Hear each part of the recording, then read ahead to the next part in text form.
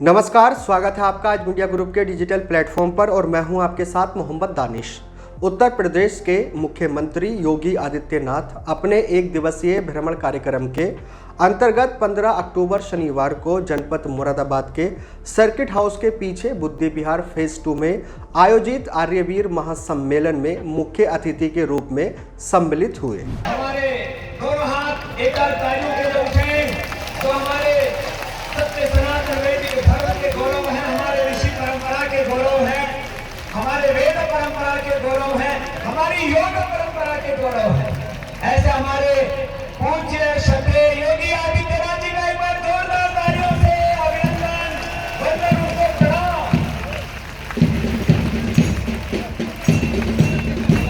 आर्यवीर महासम्मेलन में बाबा रामदेव भी पधारे।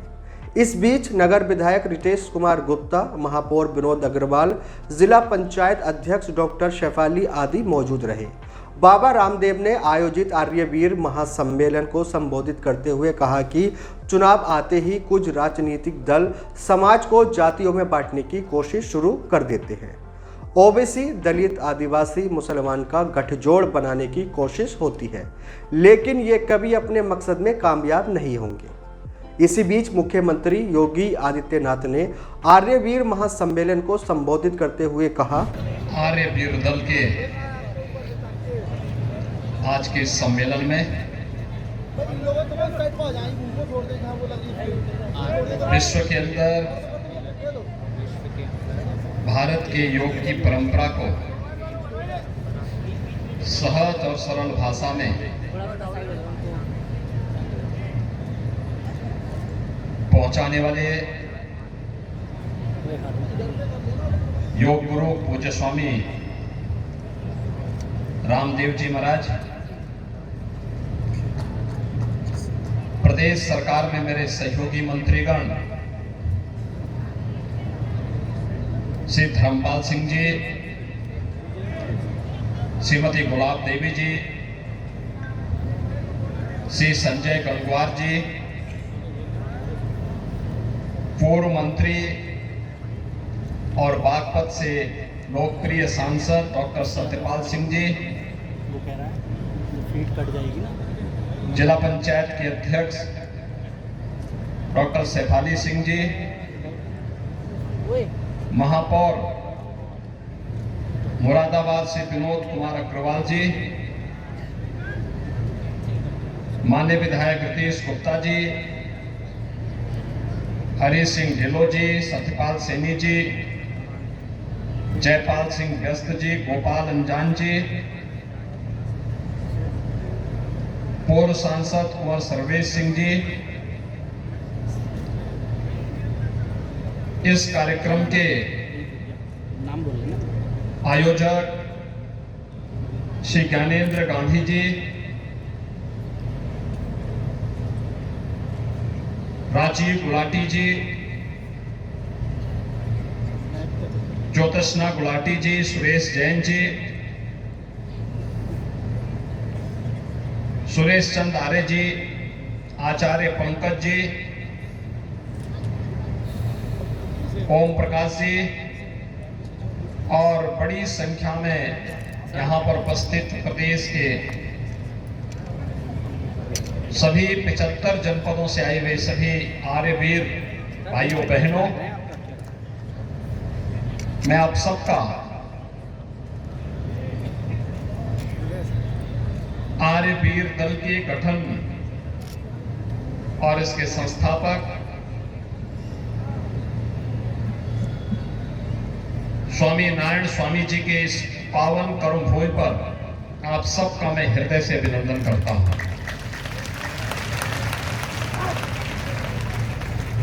हम सब जानते हैं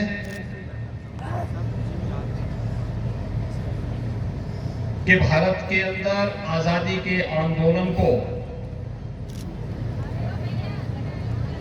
एक नई गति देने के लिए आर्य समाज की महत्वपूर्ण भूमिका को कोई नकार नहीं सकता।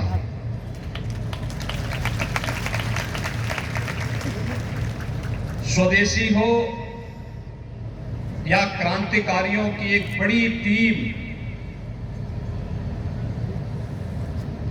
आजादी के आंदोलन के साथ नेतृत्व देने के लिए उस कालखंड में खड़ा करने में आर्य समाज ने सबसे बड़ी भूमिका का निर्वहन किया था।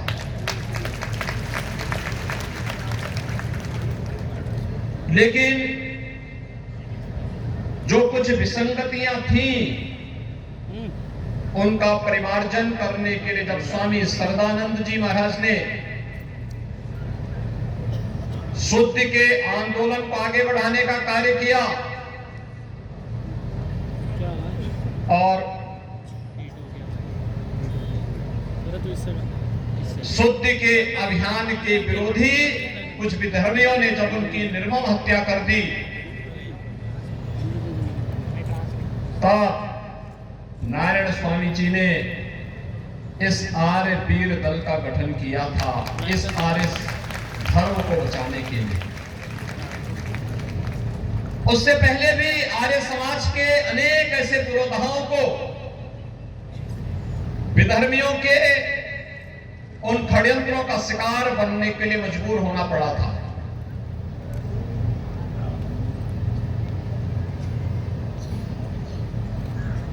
स्वामी श्रद्धानंद जी ने शुद्ध के जिस यज्ञ को आगे बढ़ाया था, शुद्ध का यह यज्ञ जब आजादी के आंदोलन के साथ जुड़ता है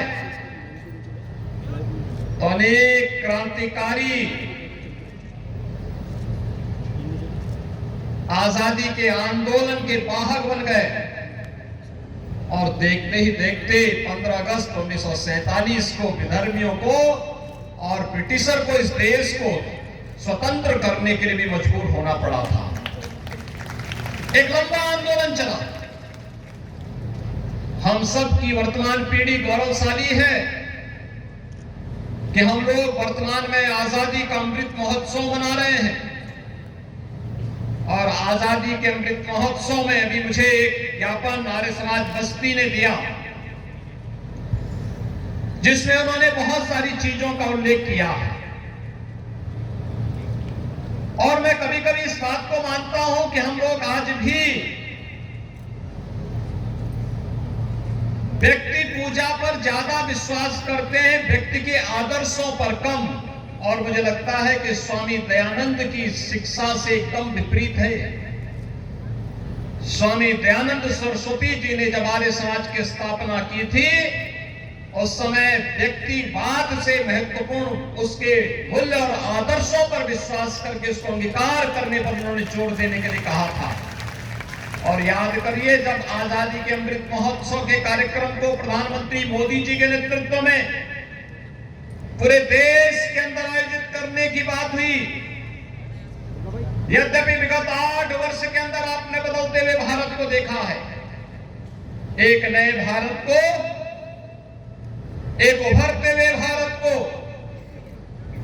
एक भारत और श्रेष्ठ भारत की इस परिकल्पना को साकार होते हुए देखा है जो सपना कभी स्वामी दयानंद सरस्वती जी ने देखा था, स्वामी श्रद्धानंद जी ने देखा था, आर्य समाज के पूज्य संतों ने, आर्य समाज के उन सभी पुरोधाओं ने देखा था। वही सपना आज साकार हो रहा है जब कश्मीर से धारा 370 समाप्त होती है, तब अयोध्या में मर्यादा पुरुषोत्तम भगवान श्री राम के भव्य मंदिर का मार्ग प्रशस्त होकर के प्रधानमंत्री मोदी जी स्वयं अयोध्या जाकर के मंदिर निर्माण के कार्य का शुभारंभ अपने कर कमलों से प्रारंभ करते हैं। पूज्य स्वामी रामदेव जी महाराज भी इस कार्यक्रम में वहां उपस्थित थे। केदारपुरी का पुनरुद्धार का कार्यक्रम होता है। भारत की आध्यात्मिक और सांस्कृतिक परंपरा का संगनाथ वैश्विक मंच पर एक बार फिर से पुनर्स्थापित करने का अभियान है। जब योग की परंपरा को वैश्विक मंच पर स्थान सम्मान दिला करके 21 जून की तिथि को विश्व योग दिवस के रूप में मनाने के लिए पूरी दुनिया के अंदर आह्वान होता है और वह तब भारत के लिए गौरव का दिन होता है। ये सपना स्वामी दयानंद सरस्वती का ही सपना साकार होता है।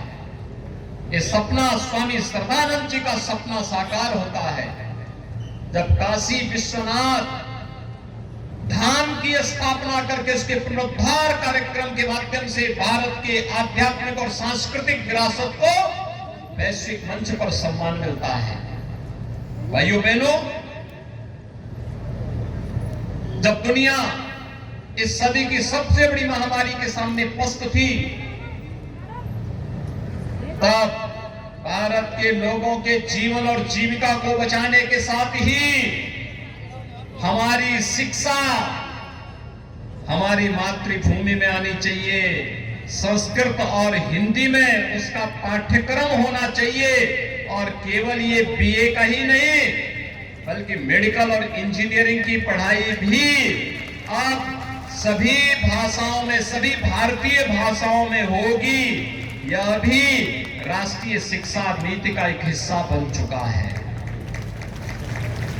आप जाइए उत्तर प्रदेश के अंदर, हम लोगों ने कुछ पुस्तकों का हिंदी अनुवाद कर दिया, मेडिकल की भी और इंजीनियरिंग का भी, और अगली बार तक आप देखेंगे ये सभी पाठ्यक्रम हिंदी में भी आपको हर विश्वविद्यालय, हर महाविद्यालय में आपको पढ़ने को मिलेंगे। ये भी महर्षि दयानंद सरस्वती का ही राष्ट्र गौरव के बोध का और हिंदी के गौरव को अनुभूति कराने वाला क्षण है।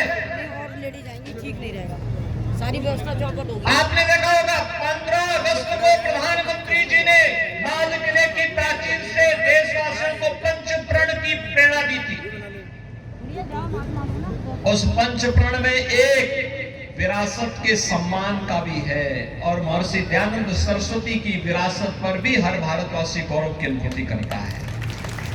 हम महर्षि दयानंद सरस्वती को स्मरण कर रहे हैं इसलिए क्योंकि वे हमारी विरासत के हिस्से हैं, और इसीलिए उस पर गौरव की अनुभूति की प्रेरणा कौन दे रहा है? ये प्रधानमंत्री मोदी जी ही दे रहे हैं। उन्होंने कहा है गुलामी का कोई भी चिन्ह न रहे, लेकिन विरासत पर गौरव की अनुभूति भी होनी चाहिए। स्वामी रामदेव जी जो काम कर रहे हैं, आत्मनिर्भर भारत की परिकल्पना को साकार करना है, ये भी पंचप्रण के अंदर आता है। और स्वामी जी जब आयुर्वेद की दवाओं को और उत्पादों को भारतीय बाजार में प्रस्तुत करके विदेशी कंपनियों को चुनौती देते हैं, तो यह भी आत्म गौरव की अनुभूति कराने वाला क्षण हम सबके सामने होता है। भाइयों बहनों, यही स्थिति आज यहां पर की जा रही है। आप सब देख रहे होंगे, वर्तमान में हम लोग उत्तर प्रदेश के अंदर एक योजना चला रहे हैं, मुख्यमंत्री सामूहिक विवाह की योजना, बिना भेदभाव की। अगर शुद्धि का आंदोलन नहीं चला होता, विधवा विवाह, बाल विवाह को समाप्त करके और विधवा विवाह की अनुमति हिंदू समाज में नहीं होती, क्या इस प्रकार के आयोजन संभव हो पाते? आज हम लोग चला रहे हैं 2 लाख से अधिक सामूहिक विवाह के कार्यक्रम प्रदेश के अंदर संपन्न हो चुके हैं। 2 लाख जोड़ों का जन सहयोग से और सरकार के सहयोग से।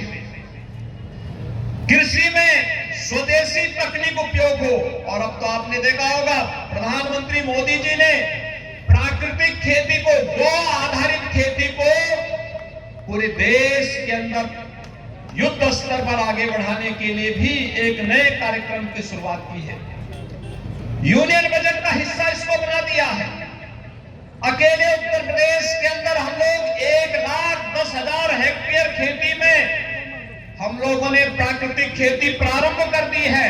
अगले 1 वर्ष के अंदर 1 लाख हेक्टेयर खेती को फिर से इसके साथ हम जोड़ने की कार्रवाई को आगे बढ़ा रहे हैं। यानी विष मुक्त खेती में विष से मुक्त खाद्यान्न तो पैदा होगा ही होगा, हमारी गौ माता की रक्षा भी उसी में छुपी हुई है, उसी में गौ माता की रक्षा भी होगी। अब गौ माता की जय बोलने से जय जयकार नहीं होने वाला है, उसके इस आस्था का सम्मान करने के लिए हमें उस प्रकार के कार्यक्रम के साथ जुड़ना ही होगा। और प्राकृतिक खेती उत्तम साधन है। पूरे देश के अंदर हर राज्य में एक नई प्रतिस्पर्धा प्रारंभ हुई है कि हमें प्राकृतिक खेती के साथ जुड़ना चाहिए, और आज जो कार्यक्रम भी तेजी के साथ आगे बढ़ा है। और साथ साथ मैं आपको बता ही रहा था, आयुष पद्धति को देश के अंदर मिल रहा सम्मान, पहली बार ये हुआ है। योग को, आयुर्वेद को, प्राकृतिक चिकित्सा को, यूनानी, सिद्धा, इन सभी परंपरागत चिकित्सा पद्धतियों को भारत के अंदर सम्मान मिला है, और इसके लिए आयुष मंत्रालय का गठन भी प्रधानमंत्री मोदी जी ने ही किया है। भाइयों बहनों, ये जो नया भारत है, ये नया भारत अपने ऋषि मुनियों की परंपरा पर गौरव की अनुभूति करता है। ये नया भारत हमें केवल एक सैद्धांतिक ज्ञान तक ही सीमित नहीं रखता है। ये नया भारत तो हम सबको एक और माता भूमि पुत्रोहम पृथिव्या के इस पवित्र भाव के साथ हम सबको जोड़ता है, तो दूसरी तरफ इसको हम अपने व्यवहारिक जीवन में कैसे अंगीकार कर सकते हैं, इसकी भी एक नई प्रेरणा हमें प्रदान करता है। और आज हम सबको इस बारे में ध्यान रखना होगा कि हम सब जब संस्कारवान होंगे, अपनी मातृभूमि के प्रति जब हमारे मन में एक भावनात्मक लगाव होगा, अपनी विरासत के प्रति सम्मान का भाव होगा, आत्मनिर्भर भारत की परिकल्पना को साकार करने का एक जज्बा होगा, तो परिणाम अपने आप ही सामने आएंगे। और परिणाम को प्राप्त करने के लिए परिक्रमा नहीं, पुरुषार्थ की आवश्यकता पड़ती है, पुरुषार्थ। और उस पुरुषार्थ के लिए आप सभी आर्य जनों का आह्वान करूंगा मैं, आप सभी प्रदेश के अंदर इस सकारात्मक भाव को आगे बढ़ाने में, ऋषि परंपरा के इन सभी भावों का प्रचार प्रसार करने में अपना योगदान दे। आने वाला समय भारत का समय है। वर्तमान समय में वैश्विक मंच पर कहीं कोई समस्या खड़ी होती, कोई क्राइसिस होती है, दुनिया भारत के अंदर देख रही है, प्रधानमंत्री मोदी जी के नेतृत्व पर विश्वास कर रही है। हम सबको भी अपने इस भारत पर गौरव की अनुभूति करते हुए अपने आप को इसके साथ जोड़ना चाहिए। मुझे प्रसन्नता है, हमारा युवा दुनिया के अंदर सबसे प्रतिभाशाली युवा है। ये उत्तर प्रदेश के आर्यवीर हैं। जैसे दुनिया के अंदर भारत सबसे युवा देश है, ऐसे ही भारत के अंदर उत्तर प्रदेश सबसे युवा प्रदेश है।